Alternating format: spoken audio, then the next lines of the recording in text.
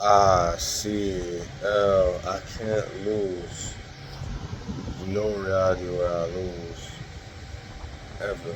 Today is June 8th, 2026. Monday, June 8th, 2026. Day 159 of the 100 push up, 100 squat progressive challenge for a year. We're in the month of June, so we're doing 150 push up, 150 squat for this month of June. We're pushing. That's all I'm gonna say. Let's go. The parents on the farm. Henry was already looking for the fast life. He wanted money, he wanted power, and most of it all, he wanted to be fed. This was the foundation. This was the soil in which the seed of the vampire were planted.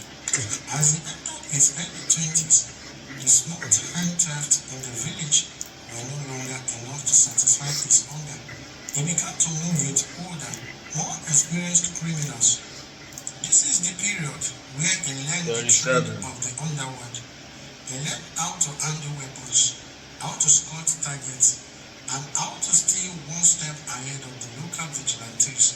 It wasn't long before the name Henry Chibeze started appearing in the police report, but at this stage, he was still a small fish in a very big, very dangerous pond. The truth turning point, the moment Henry died and the vampire was born, came when he realized that kidnapping was a good wine. In Nigeria, especially in southeast and south-south zones, kidnapping had become a boom business for the athletes. Henry saw the millions being paid in ransom and decided he didn't just want a piece of the action. He wanted to own the market, be the first place police would check. He didn't go back to his village and he didn't stay in the luxury hotels his ransom money could afford. He went deep into the badlands, the thick, swampy forest of the Niger Delta border. He retreated to a place where technology struggles and where the terrain itself acts as a shed.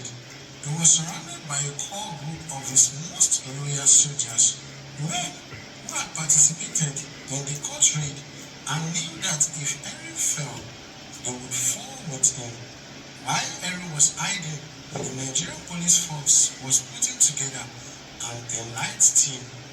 They called the Special Intelligence Response Team, known as the IRT. These were the best of the best officers, trained in high-stakes tracking and urban warfare. They didn't start by storming forest. They started with intelligence. They began to pick up the crumbs Henry had left behind. They tracked the phone calls made by his associates. They monitored the bank accounts of his known couriers, and they put pressure on the criminals already in custody. The investigation revealed a chilling reality. Even while on the run, Vampire was trying to recoup. Long enough. Let's zoom out for a second, because the night itself, the venue, the staging, all of it is its own story, and it's a strange one. It's a remarkable sight. The construction looming over the west wing, and the cranes from the Baldwin project on the other side. I have never seen anybody want anything so much as people want those tickets. First UFC event ever held on White House ground, and only the second outdoor event in UFC history, tied to the 250th anniversary of the United States on June 14th, which also happens to be the president's 80th birthday. In the entire history of the promotion, this is only the second time they run a card with no roof over it. The first was UFC 112 back in 2010. We are in Concert Arena on Yas Island just outside of Abu Dhabi, and as you can see behind me, this arena that was just built in the last 3 months is being finished right now, just a couple of days before UFC 112. So this is some rare stuff, and the way it's being run is just as strange as where it's happening. What's the biggest challenge of staging a fight in the White House? Obviously, security,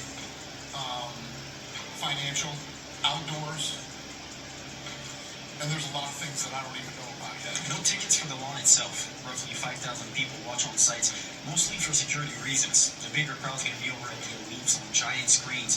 Dina's thrown out numbers like 50 to 100,000 over there.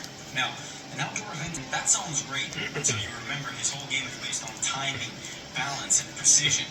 So, does the extra weight make him even more terrifying, or does it take away a little bit of what made him special? Because against Gon, being powerful is not enough. Getting dropped by Tuivasa looking back is a bit embarrassing here, not gonna lie. But Gon is used to being in there with the biggest, strongest, most powerful heavyweights the UFC has ever had. Francis Ngannou, Derek Lewis, Tom Aspinall. I mean, if that doesn't prepare you for power, I don't know what will. Gon has dealt with power before. The question is whether Pereira can still be Pereira at this size against the natural heavyweight who actually knows how to strike. In life, there's always a trade. So if you're gonna put on some size, you're gonna have to give something up. Is that speed? That makes sense. Cardio's the one that I always look to. The smaller guy has always had the advantage, not just because he's a little bit faster, but he can just go harder longer. Careless, wait. Gon has questions too. For all the skill, for all the movement, for all the talent, there's still this feeling that when the fight gets ugly, when someone forces him into a real uncomfortable moment, something is missing. We saw it against Ngannou, we saw it against Jones. Gon walks into this fight with a lot to prove, but there is still so much more on the line for Alex. If he wins this, as you might know by now, he becomes the